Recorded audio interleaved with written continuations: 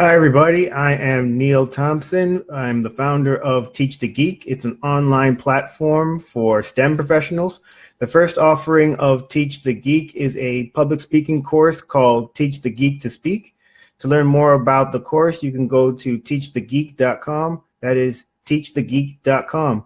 I came across this article called 7 Grammar Hacks to Elevate Your Writing and Public Speaking. It was written by Amy George of By George Communications and was featured in Inc. magazine. And it had quite a number of tips in here. There's grammar mistakes that I'm sure a lot of us make. I know I do. I was reading through the list, and the first two really jumped out to me. So let's go over them a bit. So the first one is the difference between using I and me.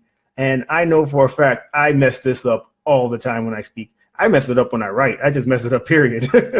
So hopefully it's not just me that's in that boat. But from the article, the difference between I and me when you use them in sentences is you use the subjective form, which is I, you, or I, you, he, she, it, we, etc. if the person is the subject of the verb, and use the objective form, which would be me, you, him, her, it, if the person comes after a preposition.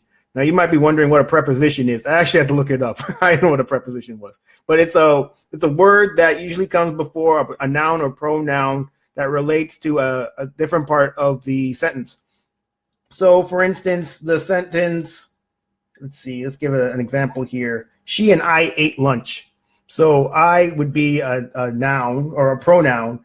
And so you use I because it's in the subjective form and it's the subject of the verb. So she and I would be the subject and the verb would be ate. So you even could replace she and I with we.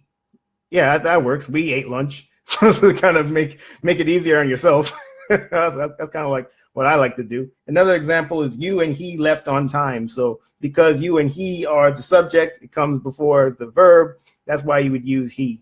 But then you'd use the objective tense or the objective form for when it comes after a preposition. So for instance, the sentence between you and me, it's curtains for her and them. So because between would be the preposition in this case, because it's the word that comes before a noun or pronoun. In this case, you and me would be the pronoun. So it comes before that. And that's why you would use me as opposed to say between you and I, because there's a preposition there.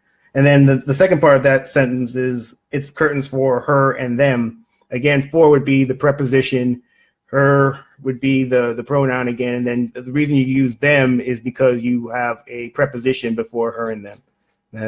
It's definitely going to be something that I now try to do a better job of keeping track of, because I know for a fact I've butchered that numerous times.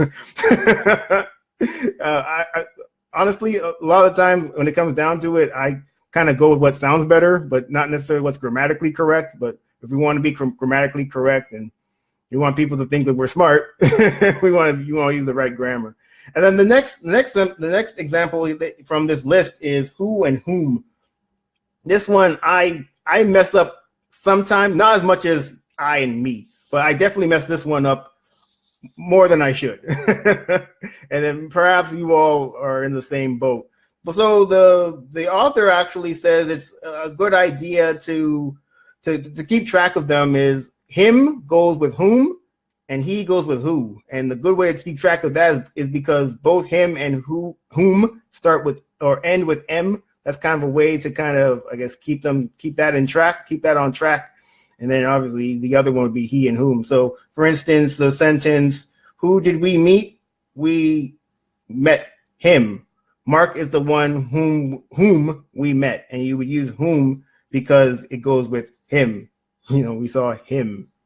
Get it, right? Then the next one would be who went first? He did. Matt is the one who went first. And because we said he did, and he goes with who, W-H-O. Man, I'm messing this up myself. But then who would be the one that matches up with he. So as I said, he goes with who, him goes with whom. It's definitely something that as I said, I mess up every now and then, and I'm going to try to do a better job at keeping track of. I highly recommend looking at this list that Amy George that wrote for this article. It will only help you become a better public speaker by just using better grammar. Have people think that, okay, this person's actually worth listening to. They're using proper grammar. They must be intelligent. So I'm definitely going to do that, and I highly suggest that you all do that as well. Again, my name is Neil Thompson. I'm the founder of Teach the Geek. It's an online platform for STEM professionals. The first offering of the platform is a public speaking course called Teach the Geek to Speak. To learn more about the course, you can go to teachthegeek.com. Again, that is teachthegeek.com. Until next time, please take care.